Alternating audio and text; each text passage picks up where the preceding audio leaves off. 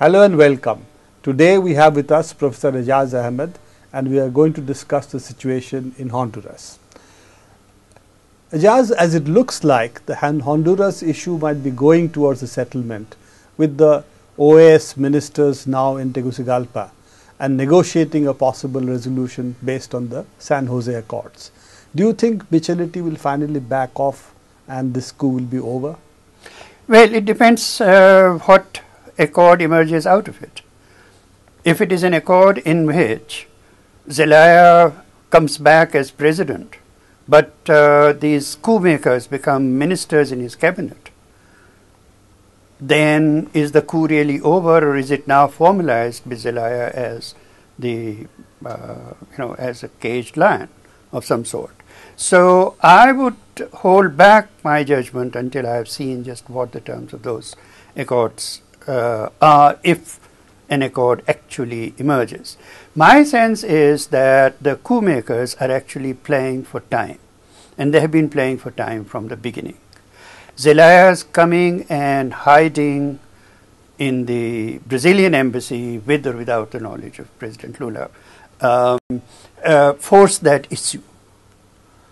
And in that sense, the major power in Latin America, which is Brazil, has actually said, your time is up, etc. So they're certainly under more pressure.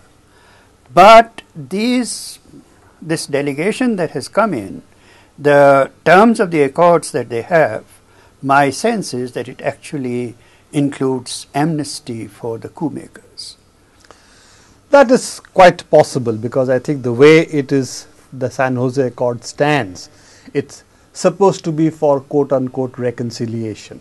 So presumably it would mean sort of go back in some sense to what it originally was, but with reduced powers for Zelaya. That seems to be the basis of it, and that means also wipe the slate clean perhaps for the coup makers.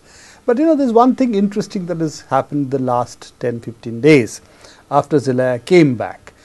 That partly is the fact that within Honduras itself, the regime seems to be more isolated, and the suspension of constitutional liberties that it did, the fact that the Election Commission has actually turned it down and said elections are not possible under such conditions, make it more and more difficult for them to just play for time and have the elections. The way it was originally shaping up, they would have had the elections on November 29th, and they would have suspended the civil liberties for the period at least up to 2 weeks before the elections.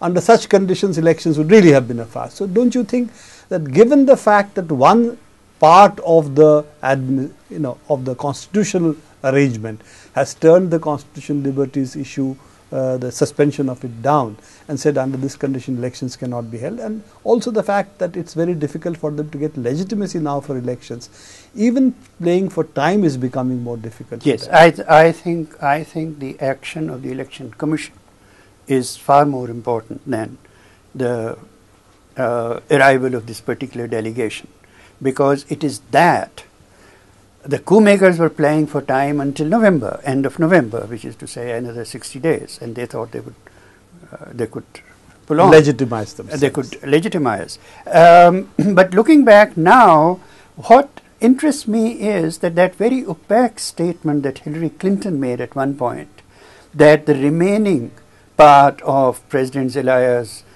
term has to be respected, was probably the beginning of building up this pressure that his term, the remaining term, is X number of days, and he has to be brought back as president for X number of days. I think it's perfectly possible that is what has forced the hands of the coup makers, and now the task of these this delegation really is to get them some kind of amnesty.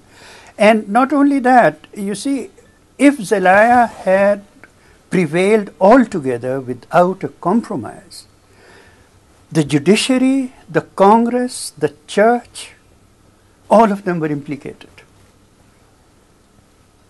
The armed forces, And the armed forces then means that there would have been court-martials and this, that, and the other.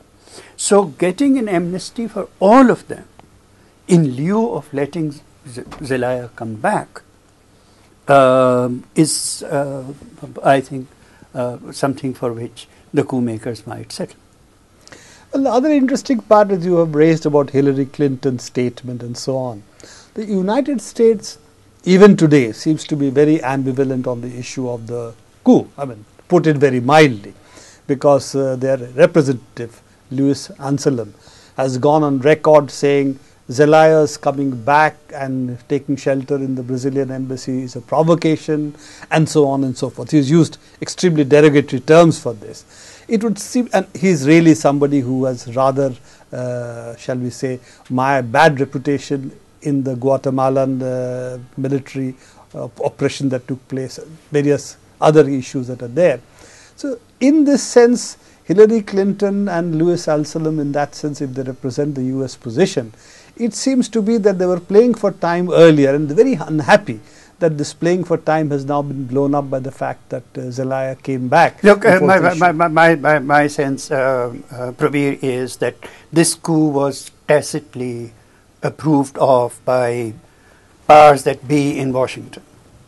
The Republican part of the American establishment has put all its support right on the table.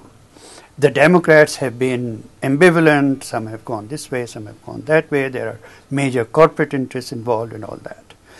Moreover, I think this coup was part of a whole new offensive of the right in Latin America, which is, and it was part of the strategy which, by which Colombia is giving the United States 7 more bases. I think part of the agreement with Zelaya would be that the base that the Americans have, that airport that they have, that very big air base that they have in Honduras would continue to be in the hands of the Americans and would not become a civilian airport, which is what Zelaya wanted and so on. So there are all kinds of American interests there. I think what Americans were not prepared for, the State Department was not prepared for, even after Zelaya went to the Brazilian embassy, is the role that Brazil was going to play. And it astounds me that they did not understand that Brazil had really put its weight behind this. Return of Zelaya. And this was, I think, a brilliant stroke of genius strategically, because it takes all the heat off Chavez and Lula takes it on himself. You know, I am the big boss in Latin America. Brazil is the big power in Latin America, and it is in our embassy that he's coming there, and so on. And he's also very contemptuous of the coup makers. He said, absolutely, I don't discuss any of these issues with coup makers. You know, that I won't negotiate with them, etc. So I think again, you know, Americans are not understanding that they have to beat a retreat as, you know, with as much finesse as they can manage, that they cannot run these things in Latin America the way they have been running. I mean, Uribe is finding it so difficult to explain why he has given Americans these 7 bases. So effectively, the issue really is that the US, in that sense, if it had a thrust against Venezuela and a left in Latin America, this in fact is a defeat. But this hopefully will be a defeat. We shall see. It is not there yet. We shall see what comes out of this. These are very hard negotiations. But you know, Aijaz, if in little Honduras, the United States is not able to get its way, there is chances of making a big dent in Latin America and roll back the left or the progressive forces seems to be rather difficult. Well, yes, but I just want to see how much Brazil is willing to give. Thanks. I think we have come to the end of our discussions today. Thanks a lot once again for coming down and sitting with us on this. Thank you very much. Yes, it has been a pleasure.